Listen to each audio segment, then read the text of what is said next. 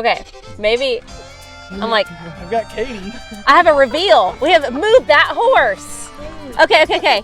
Move that horse. Okay, here in a moment, we're gonna move that horse and reveal Running Springs has a new trainer. So not only did I want to introduce you to Stephanie, who Daphne loves apparently, but I also want to go through all of our horses that we have a plan for and just what we're doing. So Stephanie, you want to tell us just like a smidge about yourself? Sure. My name is Stephanie Bean. I'm from Clarkston, Michigan. I have a few years of experience with all-around horses, primarily youth and amateur all-around clients. I have some thoroughbred experience from when I was younger. You said thoroughbred PTSD. A little trauma. A little trauma. I did that when I was like 19, 20. And then a little bit of range riding experience too. Gotcha. So we're gonna deep dive into that more when we convince Stephanie to come on Catching It with Katie. So y'all gonna help me convince her to do that. But until then, I guess let's just go through like our plan for them and just kind of the things that we're doing right now. Because you're only on like week 3 of being here. Yep. So these girls are making it known that they want us to talk about them. They want to be center of attention. So Molly and Daphne, these are 2 of the 3 2-year-olds that Stephanie is starting. So this is the first time that we're ever, doing the whole dang journey of babies are born here. They are yearlings and hanging out in the pasture here. And then they get started here and we get to watch that whole journey, which is super duper fun. So these are our 2024 babies. If you were watching back then you saw them be born. And now we get to see them like embark on their journey of adulthood and learning all the new things. So right now, what are we doing with these girls?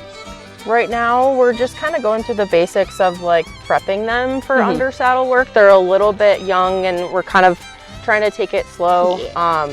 So just getting the basic saddle work. Next, they're gonna get some long lining, some ground driving stuff. And then eventually we're gonna ride them. Yeah. Okay, so that's the 2-year-olds. We are gonna take Molly and throw a saddle on her on film here in a second, but we're gonna go talk about Wally because he is another 2-year-old that just a little different circumstances. So Walter's different because he has 2 things swinging between his legs that make him want to be a little bit extra spicy sometimes. Now, Wally's not a bad boy in any means. He's just a big goofy and he doesn't know his size, right? And so we want to curb that goofiness by giving him tools to be a good solid citizen, no matter what direction he goes, whether that be horse showing or breeding stallion. Now we have to make sure as he grows up that he stays not only sound conformationally, but with his mind too. And I think giving those solid building blocks now is gonna help that, immensely. So Stephanie is his person. He's had a saddle on a couple of times. They've been working on groundwork. And honestly, I've seen such a difference in just his focus and overall his behavior since she has started. So with 3 weeks, I think that speaks immensely and I can't wait to see further.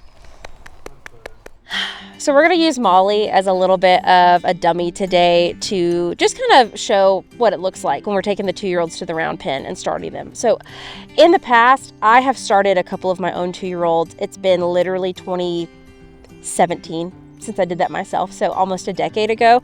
And when I did it, it was very much a project horse. I am not a professional like Stephanie is. So I've learned so much already just by watching her and the steps she takes and not cutting corners and not trying to do it the easy way. Doing it the hard way almost always certainly yields better results doing it the long way. So I've just had so much joy watching my babies that I brought into the world then go into the next step, because for the last few years we've been sending them to Georgia and Texas and they're just away from me, and sure I get updates, but it's a little bit more special and I enjoy getting to watch them grow up, watch them in training and be able to make the calls myself on not just, hey, let's hold off and not put a saddle on them yet, or hey, let's hold off and not start them quite yet, they need more time to mature, but I can keep an eye on their feet, I can keep an eye on their weight, I can keep an eye on their behavior, I can,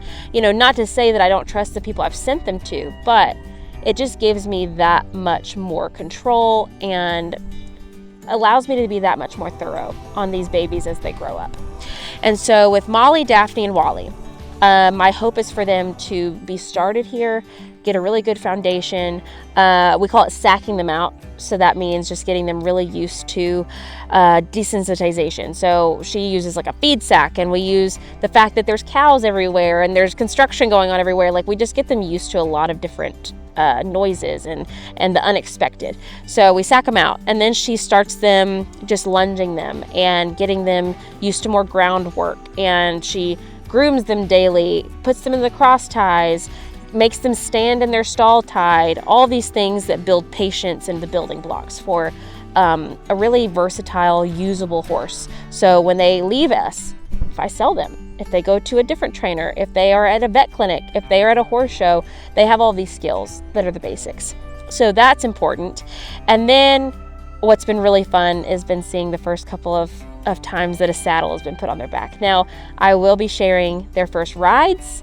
Not sure when that's going to happen. It's probably going to be in the next couple of months, and we will start slow with them. So, of course, I do breed futurity horses, meaning I want them to show in their younger years for those really big classes that can add to the accolades of the horse. It adds to the accolades of their dams, who are very important to me as I own most of them and keep breeding them, so it then translates to the rest of their babies. I've talked about this before. I don't really have a want for my 2-year-olds to show.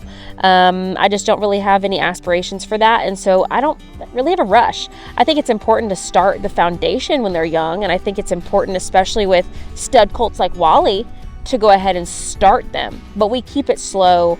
Again, we try to not cut any corners, and we just try to do it the right way. And so having someone here on property, I don't want to micromanage, but it allows me to A, be a part of the process, and B, just keep an eye on these babies that I love so much and have poured my heart and soul into.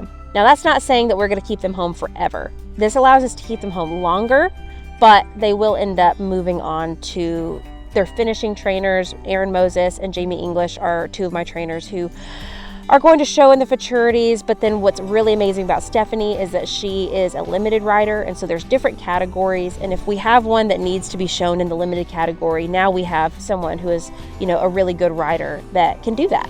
And it's just, you can never learn from too many people, and having just that many more hands, eyes, ears all over these babies, making sure they get the foundation that they need, I just think is amazing and a very exciting next step. Everyone's like, oh my gosh, you should put the stirrups up. They're flapping her. That's the point. We want her to get used to everything.